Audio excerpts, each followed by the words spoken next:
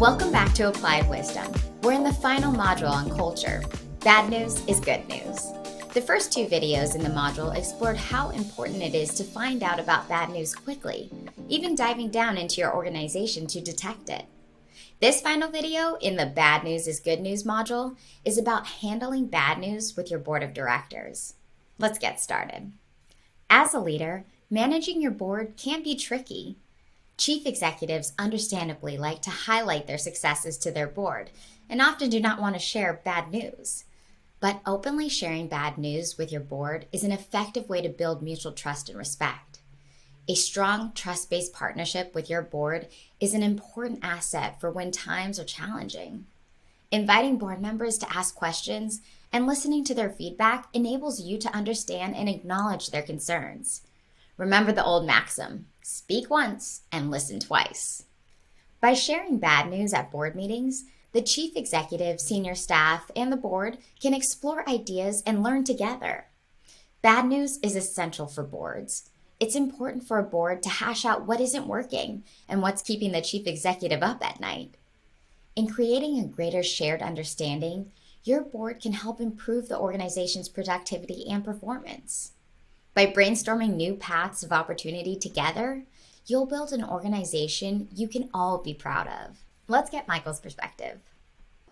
So two things. There are formal things that our board reviews and approves as part of our regular planning processes. I just mentioned our annual fundraising and development plan, our annual operating budget. Those both go through board committees and are approved at a board meeting, but they are insufficient if we were to rely on just those. If our expectation is that the board would review those documents and understand everything that we're doing, I think we'd be fooling ourselves. It's, I think, very hard for volunteer board members of a nonprofit to fully grasp the work of the organization which they are serving. And so we try to create a lot of informal time outside of board meetings. Board meetings are good for making the decision in a documented sort of bylaw-driven way, but you need to make sure there's time for board members to meet your partners, to interact with staff, to have broad-ranging strategic conversations,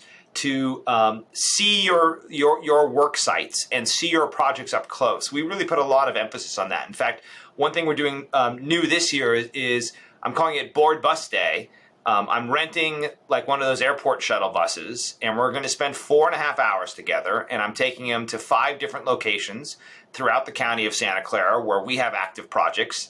And if for no other reason to meet the partners we work with, to hear what their challenges are, what the work is, to see the physical locations, to just give real life context for what we're doing. We're not voting on anything that day. I'm not going to ask them for any input or advice specifically. I just want them to go and see it. And I think we got to be doing a lot of that. As a board member myself to organizations, I'm always amazed at stuff I find out like I probably should have known that 5 years ago, and I'm just learning this now. We just can never take for granted that volunteer board members really have a grasp on everything that's going on, and we need to make sure we're doing that outside of board meetings. You're unique. So are your board members. By practicing intentional bad news discussions, you and your board will grow to understand each other and how you approach problems. Remember that problems are normal and expected. They mean you're moving ideas into action. Being transparent about problems, collaborating to solve them, and celebrating solutions are core leadership practices. Now it's your turn. Use the exercise Bad News and your board to think through how to frame discussions of bad news at your next board meeting. Come up with specific asks for your board and how they can support you. In the next segment, we'll move into spotting and responding to problems brewing not inside, but outside your organization. See you in Module 4.